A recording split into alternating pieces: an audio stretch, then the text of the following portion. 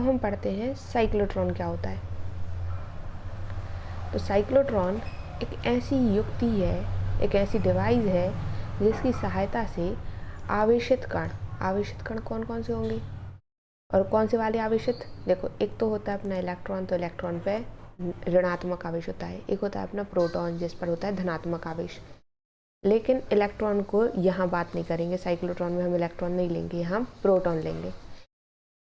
और हाँ, ये इलेक्ट्रॉन हम क्यों नहीं लेते हैं, तो इसलिए नहीं लेते क्योंकि इलेक्ट्रॉन का जो साइज़ होता है बहुत ज़्यादा छोटा होता है। और इसमें क्या होता है कि जैसे इसको थोड़ी सी पावर देते हैं ये बहुत ज़्यादा स्पीड से एक्सेलरेट हो जाता है, इसलिए हम इसका यूज़ ही नहीं करते। हम यहाँ यूज़ करेंगे प्रोटॉन का, अल्फ़ा कण का, न्यूट्रॉन का और बाकी आयनों का। और उनको हम क्या करते हैं, उनको उच्च ऊर्जा तक हम एक्सेलरेट करते हैं, त्वरित करते हैं। तो इसके लिए हम साइक्लोट्रॉन का यूज़ करते हैं। फिर इसका साइक्लोट्रॉन का सिद्धांत क्या है, तो जब किसी धनावेशित कण को, जैसे कि यहाँ ये प्रोटॉन है, को प्रबल चुंबकीय क्षेत्र के लंबवत, जो चुंबकीय क्षेत्र होता है जो हम चुंबक लगाते हैं, जैसे हमने यहाँ पर ले ली, ये हमने चुंबक ले ली, तो ये जो बीच का क्षेत्र रहेगा ये चुंबकीय क्षेत्र हो जाएगा, यहाँ पर हम उसको एक्सेलरेट कराएंगे। तो इनके लंबवत उच्च आवृत्ति के विद्युत क्षेत्र में बार बार गति कराई जाती है और इसके लंबवत हम लगाते हैं विद्युत क्षेत्र। तो उसमें हम क्या करते हैं, बार बार इसको त्वरित करते हैं।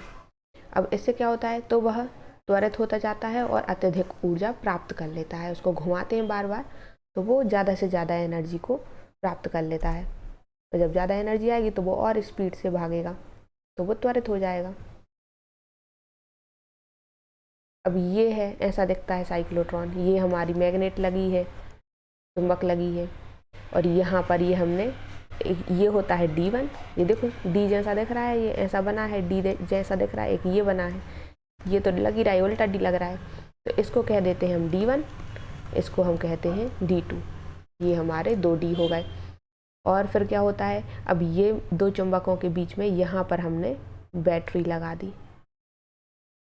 उच्च आवृत्ति दोलन लगा दिया जिससे ये घूमता रहे। यहाँ पर एक विक्षेपक प्लेट लगाई, ये लगी है T जैसी दिख रही है, ये विक्षेपक प्लेट कहलाती है। तो यहाँ से जब वो प्रोटॉन आता है तो यहाँ पर एक हम लक्ष्य लगा देते हैं कि हमें यहाँ तक चाहिए है प्रोटॉन, तो हम उसको यहाँ तक निकाल लेंगे। तो मतलब देखने में ये ऐसी दिखती है। और प्रोटॉन आता कहाँ से, यहाँ पर एक हम बीच में उसका सोर्स रखते हैं जहाँ से वो प्रोटॉन निकालता रहे, और जैसे ही वो प्रोटॉन निकलता है हम उसको एक्सेलरेट करते जाते हैं, और वो जब तक घूमता है इधर पर ऐसा घूमता रहेगा जब तक कि वो इतनी त्रिज्या का वृत्तीय गोला ना बना ले, और उसके बाद वो इतना एक्सेलरेट हो जाता है कि यहाँ से निकल के सीधा लक्ष्य पर टकरा जाता है।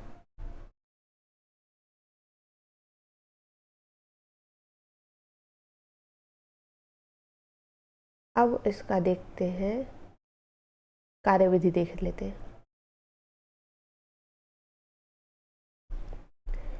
हमने सिद्धांत देख लिया, डायग्राम देख लिया, अब ये काम कैसे करता है। तो जो अभी हमने बताया था ये वही है, कार्यविधि बताई थी कि किसी क्षण डीज कह रहे हैं, जो डी है ये ऐसे डी जैसे दिख रहे हैं, ये D1 है, ये D2 है, इसी को हम डीज बोलते हैं। तो डीज के केंद्र पर यहाँ पर स्थित आयन स्रोत हो गया, से M द्रव्यमान और +Q आवेश वाला धनायन उत्पन्न होता है। यहाँ से एक धनायन निकला, मतलब एक प्रोटॉन निकला।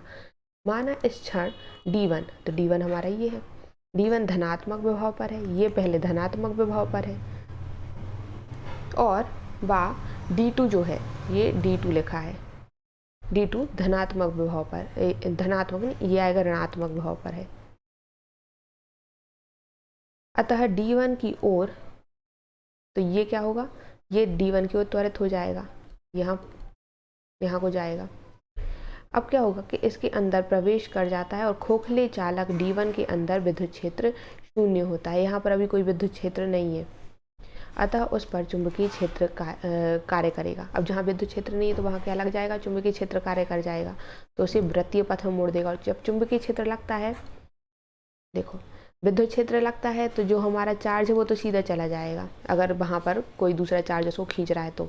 लेकिन जब हम चुंबकीय क्षेत्र लगाते हैं तो चुंबकीय क्षेत्र में जो हमारा चार्ज रहता है वो कैसा वृत्तीय गति करता है, वो हमेशा ऐसे गोल गोल में निकलेगा, ऐसा वृत्तीय गति करता हुआ निकलेगा। अगर चार्ज सीधा सीधा आ रहा है तो एकदम से जहाँ वो उसमें चुंबकीय क्षेत्र लगेगा तो वो यहाँ से ऐसा ऐसा गोल गोल हो जाएगा। तो क्या हो रहा है चुंबकीय क्षेत्र में, हमें यहाँ पर डी क्या है, डी गोल तो ही है, तो हमें यही करना है कि यहाँ से इसको गोल गोल घुमाते रहना है, तो ये वृत्तीय पथ में मुड़ मुड़ जाता है। अब क्या हो रहा है कि D1 में अर्धवृत्तीय गति करने के बाद अर्धवृत्त बने हैं या आधे आधे वृत्त बने हैं, तो अर्धवृत्तीय गति करने के पश्चात धनायन पुनः विद्युत क्षेत्र के संपर्क में आ जाता है। अब यहाँ पर तो ये था, कहाँ था, चुंबकीय क्षेत्र में। अब जैसे यहाँ से बाहर निकले, मतलब इस एरिया में आया तो यहाँ पर हमारा विद्युत क्षेत्र लग गया तो विद्युत क्षेत्र के कारण क्या होगा, फिर वो सीधी डायरेक्शन में जाएगा। अब इसके बाद क्या होता है कि धनायन D1 से बाहर आता है। अब ये जैसे ही बाहर आ गया, अब D2 ऋणात्मक विभव पर है और D1 धनात्मक विभव पर चला जाता है, फिर से पलट जाएंगी, मतलब एक पॉजिटिव रहेगा और एक नेगेटिव रहेगा। अब धनायन D2 की ओर त्वरित हो जाता है। यह प्रक्रिया लगातार चलती रहती है, तो एक पॉजिटिव एक नेगेटिव, और जैसे यहाँ पर अंदर जाएगा D1 में तो वहाँ हमारा मैग्नेटिक फील्ड लग जाएगी, चुंबकीय क्षेत्र लग जाएगा, तो ये अर्धवृत्त वाले मार्ग में घूम जाएगा। और जैसे ही वहाँ से बाहर आएगा तो विद्युत क्षेत्र लग जाएगा, तो सीधा सीधा जाएगा। ऐसे ही ये एक दूसरे में बदलते रहते, कभी चुंबकीय क्षेत्र तो कभी विद्युत क्षेत्र, जैसे वो घूमता रहे। ठीक है, तो ये लगातार चलती रहती है जब धनायन त्वरित हो जाता है तो डी से बाहर आ जाता है और लक्ष्य पर टकराता है। वही जो भी हमने दिखाया था कि लक्ष्य पर टकरा जाता है, मतलब इतनी बड़ी उसकी रेडियस हो जाती है कि वो लक्ष्य से टकरा जाए। अब देखते हैं सिद्धांत के आगे कि ये निकलता कैसे है।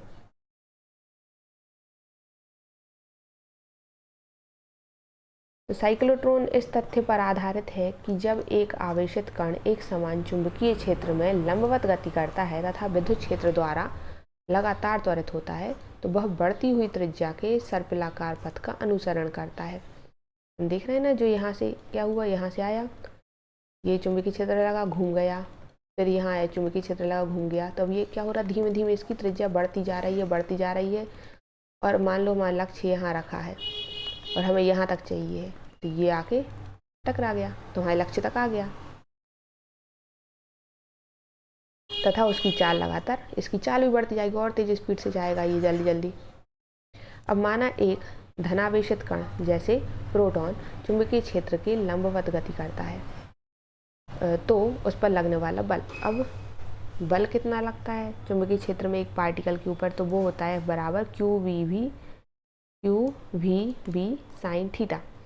अब यहाँ साइन थीटा क्यों लगा रहा है, क्योंकि हमने कहा लंबवत गति कर रहा है, लंबवत जहाँ भी यूज होगा वहाँ है 90 डिग्री, तो हमने कहा साइन 90 डिग्री, और साइन 90 होता है 1, तो F की वैल्यू आ गई QVB।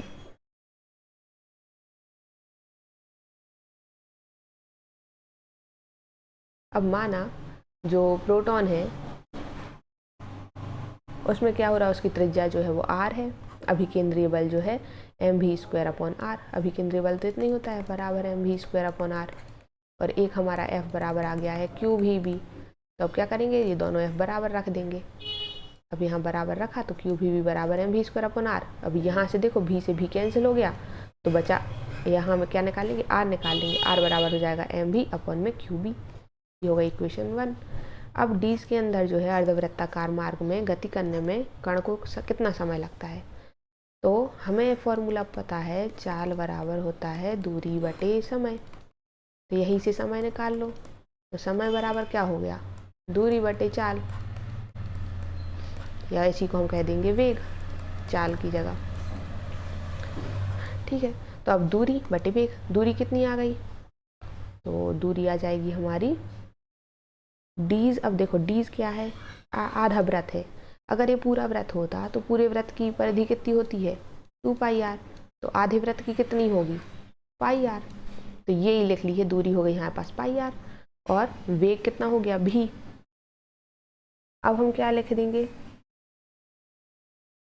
यहाँ से हमने वैल्यू रख दी, ठीक है, किसकी, आर की, ये अभी अभी जो निकाली थी आर की वो वैल्यू रख दी। तो पाई तो ऐसी रहेगा, आर की वैल्यू है एम भी अपॉन में क्यू बी, ये भी वैसी रहेगा, भी से भी कैंसिल हो जाएगा, बचेगा क्या, एम पाई अपॉन में क्यू बी।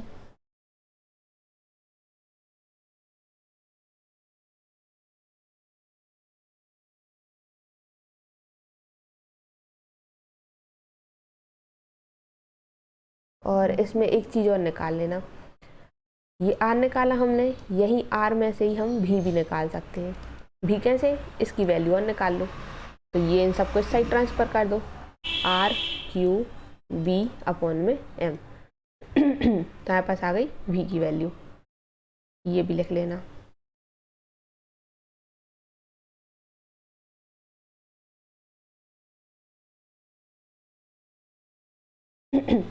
तो हमारे पास अब क्या आ गया, टाइम आ गया, ये आ गया पाई एम अपॉन में क्यू बी, इसको हमने दे दी इक्वेशन 2। अब हमें निकालना है आवर्तकाल। आवर्तकाल कितना हो जाएगा, माना एक वृत्ताकार मार्ग में गति करने में लगा समय कैपिटल टी है, तो डी की ध्रुवता टी अपॉन 2 में परिवर्तित हो जाएगी। क्यों, अगर मानो पूरे व्रत में समय टी लग रहा है तो आधे व्रत में समय कितना लगेगा, टी का हाफ, तो टी बटे 2, हमने वही लिखा टी बटे 2 बराबर, ये हमने पूरा टाइम निकाला था अब भी, तो ये इस टी के बराबर ही होगा जो कि लग रहा होगा, तो इसकी वैल्यू भी आ गई पाई एम अपॉन में क्यू बी। अब टी बटे 2 बराबर टी है, और टी की वैल्यू क्या है, पाई एम अपॉन में क्यू बी, तो इस टी की वैल्यू कितनी हो जाएगी, 2 पाई एम अपॉन में क्यू बी, इस 2 को उस साइड भेज दिया, तो ये आ गया हमारा इक्वेशन 3। अब उसके बाद देखना है कि साइक्लोट्रॉन की आवृत्ति क्या होती है।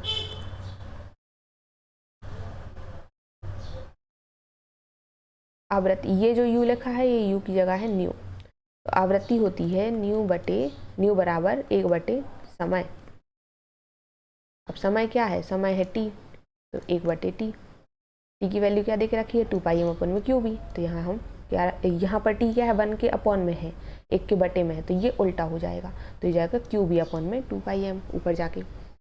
अब उसके बाद हमें निकाली है कोणीय आवृत्ति। कोणीय आवृत्ति होती है ओमेगा, और इसको हम कहते हैं न्यू बोलते हैं, ठीक है, और इसको बोलते हैं ओमेगा।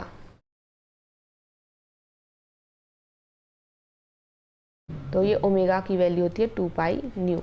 अब यहाँ पर न्यू आ रहा है और यहाँ हमने न्यू निकाल लिया है, अब इस न्यू को हम इसमें रख देंगे, तो ओमेगा में रख दिया तो 2 पाई तो वैसे ही रहेगा, न्यू की वैल्यू रख दी है क्यू बी अपॉन में 2 पाई एम, अब 2 पाई से 2 पाई कैंसिल, बचेगा क्या, क्यू बी अपॉन में एम, तो ये हमारा इक्वेशन आ गया 5th। ओमेगा की वैल्यू भी आ गई, साइक्लोट्रॉन की आवृत्ति क्या होगी।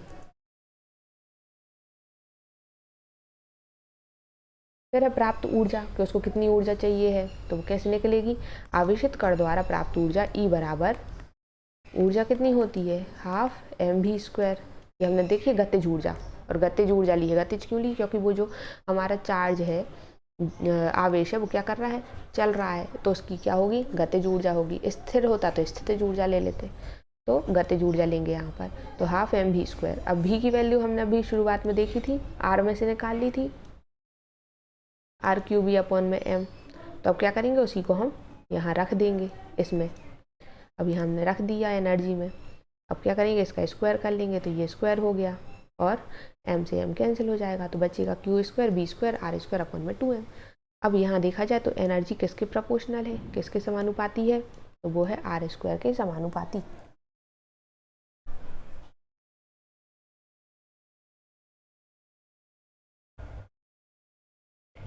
फिर है साइक्लोट्रॉन की सीमाएं क्या क्या होती हैं, मतलब वो कहाँ कहाँ अकेला उतना ही काम करेगा, उससे ज़्यादा नहीं करेगा, तो ये सीमाएं हैं।